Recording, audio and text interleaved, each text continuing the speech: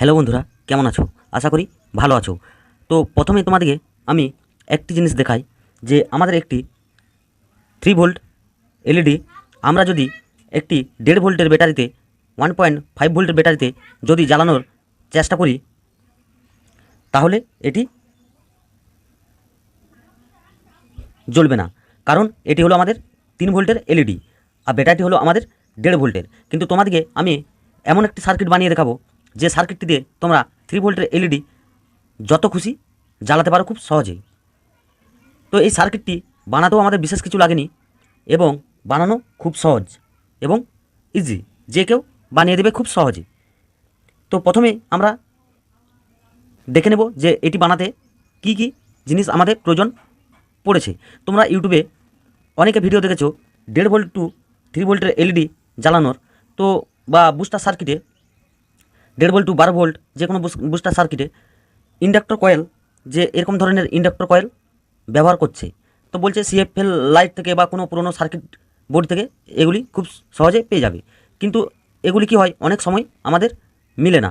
কিন্তু আমি তোমাদেরকে এই সার্কিটটি খুব সিম্পল এবং খুব সহজভাবে দেখিয়ে দেবো কীভাবে বানাতে হয়। আর খুব সহজে তোমরা 1.5 ভোল্টের ব্যাটারি থেকে 3 ভোল্টের এলইডি যতগুলি খুশি তোমরা জ্বালাতে পারবে।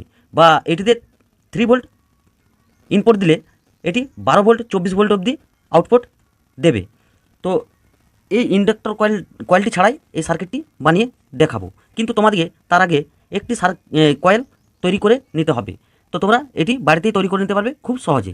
তো এটি বানানোর জন্য আমাদের প্রথমে যে এরকম যে কপার তার ট্রান্সফরমার মধ্যে থাকে, যে ট্রান্সফরমার ভেতরে, তো আমাদের মোটাটি নেওয়া চলবে না। তারপরে যে এরকম সরু তারটি বেরোয়, তো সেই তারটি আমাদের নিতে হবে। তো তোমরা যে কোনো ধরনের ট্রান্সফরমার থেকে এটি পেয়ে যাবে, বা তোমরা মোটর থেকেও পেয়ে যেতে পারো খুব সহজে, খারাপ মোটর থেকে পেয়ে যেতে পারো।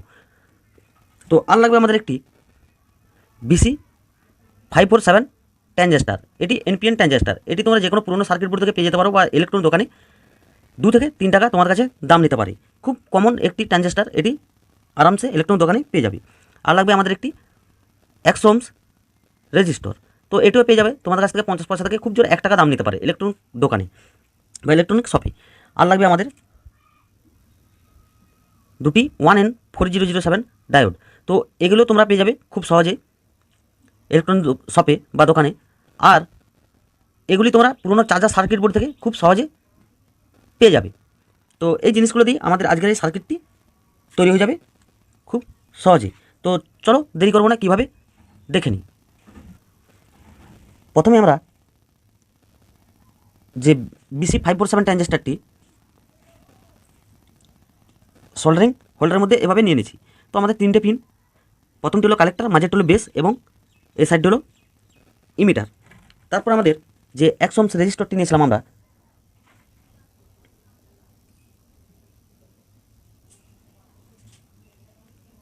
তো 100 ohms রেজিস্টরটি আমরা বেসের সঙ্গে ঠিক এভাবে সোল্ডারিং করে নিয়েছি। তারপর আমাদের যে আমাদের ট্রান্সফরমার কপার তারটি যে কোনো একটি রাউন্ড শেপের তোমাদেরকে জিনিস নিতে হবে। তো আমি পিভিসি পাইপ নিয়েছি। তোমরা যে টেপের মধ্যেও এভাবে গোল রাউন্ড শেপের জিনিস হলেই হবে, খুব বড় হওয়া চলবে না এবং খুব ছোট হওয়া চলবে না। তো আমি পিভিসি পাইপ নিয়েছি। তো পিভিসি পাইপ নেওয়ার পর আমাদের ঠিক এইভাবে নিয়ে আমাদেরকে এভাবে 21 পাক দিতে হবে, 21 টান। তো 21 টান দেওয়ার পর আমাদের মাঝে একটি এরকম লুপ ছেড়ে দিতে হবে। আবার আমরা এদিকে 21 টান বা 21 পাক এভাবে দেব। তো দেওয়ার পর আমরা ঠিক এরকম একটি কয়েল বানিয়ে নেব 21 0 21। তো এটি খুব সহজে বানিয়ে নিতে পারবে যে কোনো রাউন্ড শেপে। মাঝে একটি লুপ ছেড়ে দিতে হবে 21 টান দেওয়ার পর, তারপর আবার 21 টান আমাদেরকে দিয়ে দিতে হবে। 21 0 21 এরকম একটি কয়েল বানিয়ে নিতে হবে। তো এই কয়েলটি কোনো পুরনো সার্কিট বোর্ডে খুঁজতে হবে না, বা কোনো ইলেকট্রিক শপে তোমাদেরকে খুঁজতে হবে না, তোমরা বাড়িতে এটি খুব সহজে বানিয়ে নিতে পারবে।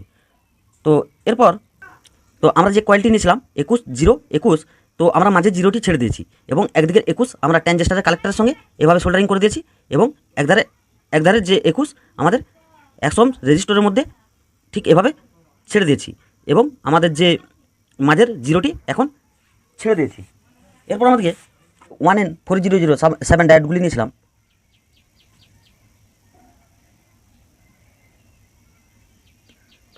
তো একটি ডায়োড আমরা ট্রানজিস্টরের ইমিটারের সঙ্গে ঠিক এভাবে সোল্ডারিং করে দেবো, যে সিলভার দিকে এবং ব্ল্যাক দিকটি ছেড়ে দেবো। তো আরেকটি যে ডায়োড নিয়েছিলাম, তো আরেকটি ডায়োড আমরা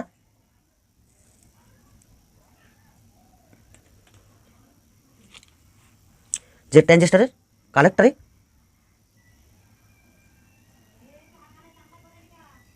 ঠিক এভাবে সোল্ডারিং করে দিয়েছি।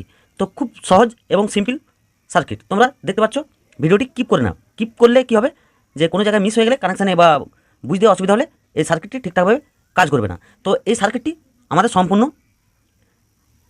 রেডি। তো এবার এটি আমরা চেক করে দেখে নেব, পাওয়ার সাপ্লাই দিয়ে চেক করে দেখে নেব। তো তার আগে বন্ধুরা, তোমরা যদি আমার চ্যানেলে নতুন হয়ে থাকো, অবশ্যই চ্যানেলটিকে সাবস্ক্রাইব করে পাশে থাকা অল বেল আইকনটি প্রেস করে দেবে এরকম ধরনের নতুন নতুন ভিডিও বাংলায় সবার প্রথম দেখার জন্য। আর এই ভিডিও বানাতে অনেক আমাদের মেহনত বা কষ্ট করতে হয়। তো অবশ্যই ভিডিওতে একটি লাইক দেবে এবং কমেন্টে জানাবে আমার এই সার্কিটটি তোমাদের কেমন লেগেছে। তো চলো এবার এটিতে পাওয়ার সাপ্লাই দিয়ে দেখে নেব। তো এটিতে আমরা পাওয়ার দেওয়ার জন্য একটু তার সোল্ডারিং করে নেব। তো আমাদের যে ব্যাটারির ইনপুট দেবো নেগেটিভ,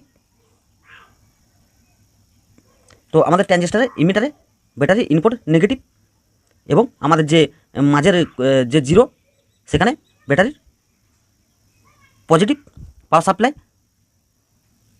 দেব।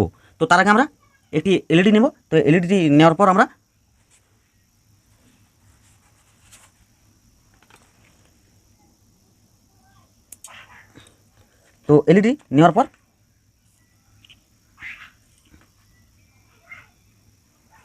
এলইডিটি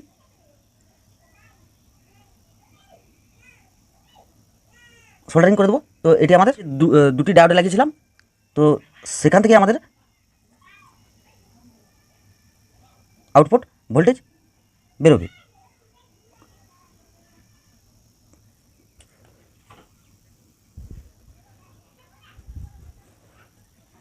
তো আমরা এলইডি সোল্ডারিং করে দিয়েছি। তো এবার এটি তো দেখতে পাচ্ছ, খুব সহজ এবং সিম্পল সার্কিট। আমাদের যে মাঝের যে জিরোটি ছেড়েছিলাম, তো সেটি আমাদের ব্যাটারির পজিটিভ এবং আমাদের যে ট্রানজিস্টরের ইমিটারে সেটি হবে ব্যাটারির নেগেটিভ।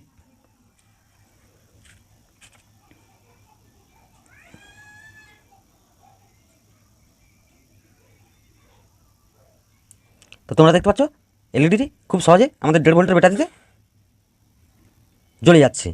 মানে তোমরা এটিতে যটি খুশি 3 ভোল্টের এলইডি জ্বালাতে পারবে খুব সহজে। তোমাদেরকে কী করতে হবে, যে এলইডিগুলো সিরিজ করতে হবে, এই প্যারালালে লাগাতে হবে। তোমার পজিটিভে পজিটিভ এবং নেগেটিভে নেগেটিভ। তাহলে